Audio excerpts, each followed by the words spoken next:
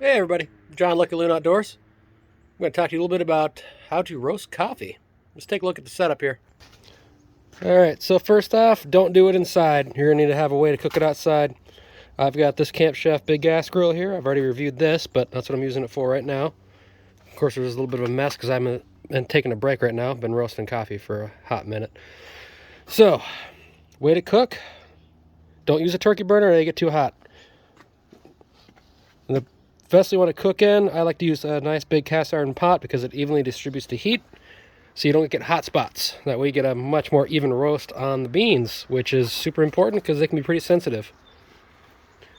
Way to scoop and way to measure weight, so that way you can be consistent with how much you're putting in the pot so that you get used to how it cooks given the amount you're putting in there, and it's good to know how much you're using anyway. Beans, I keep my beans in a food grade bucket inside of their packaging. That's the green package that mine comes in. I got 50 pounds of coffee between two buckets right now. Next is cooling. You want to be able to rapidly cool. You don't want it to retain the heat, otherwise it'll overcook your beans. You can see these ones I literally just dumped onto these pans, so they're still cooling. And the surface they cool on obviously doesn't retain heat either, so that's important. I've also reviewed this table on the channel.